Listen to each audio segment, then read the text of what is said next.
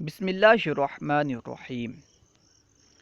آج ہم انشاءاللہ عز و جل یہ جانیں گے کہ اگر مذکر کا عطف مؤنث پر کریں یا مؤنث کا عطف مذکر پر کریں اور اس کے بعد کوئی ایسا فعل لانا ہو جس میں دونوں شامل ہوں تو اس فعل کو مذکر لائیں گے یا مؤنث؟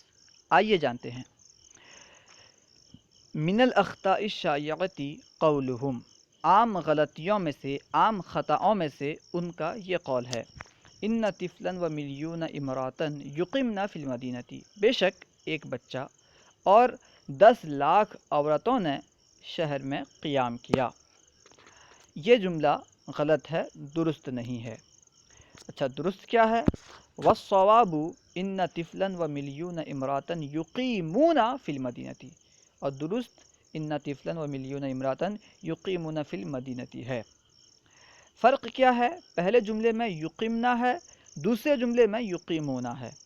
پہلے جملے میں یقیمنا جمع مؤنث غائب کا صیغہ استعمال کیا گیا ہے، اور دوسرے جملے میں یقیمونا جمع مذکر غائب کا صیغہ استعمال کیا گیا، یعنی ایک جملے میں مؤنث کا صیغہ استعمال کیا گیا اور دوسرے جملے میں مذکر کا صیغہ استعمال کیا گیا ہے۔ جس جملے میں مؤنث کا صیغہ استعمال کیا گیا ہے وہ جملہ غلط ہے، اور جس جملے میں مذکر کا صیغہ استعمال کیا گیا ہے وہ جملہ درست ہے۔ لیکن قیاس کے خلاف سمجھ میں آ رہا ہے، کیونکہ اس جملے میں مذکر ایک ہے، بس ایک بچہ ہے جو کہ مذکر ہے، اور عورتیں 10 لاکھ ہیں۔ جب 10 لاکھ عورتیں ہیں تو ان کے مطابق مؤنث کا صیغہ لانا چاہیے تھا، حالانکہ ایک بچہ مذکر ہے تو اس کی مطابقت کرتے ہوئے مذکر کا صیغہ لانا درست ہو رہا ہے۔ ایسا کیوں؟ اب دیکھیے سبب۔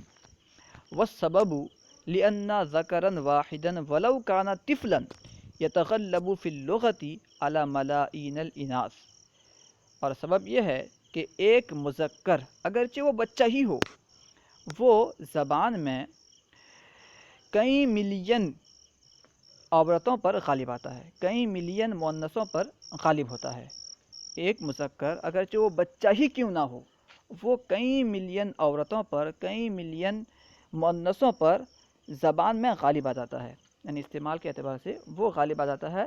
اگر ایک بچہ ہو تو اس کا اعتبار کرتے ہوئے اس کے مطابق ہم صیغہ لائیں گے۔ اللہ و رسولہ اعلم۔ اسی وجہ سے یقیمنا جو ہے یہ درست ہے اور یقیمنا یہ غلط ہے۔ اللہ و رسولہ اعلم۔ السلام علیکم ورحمۃ اللہ وبرکاتہ۔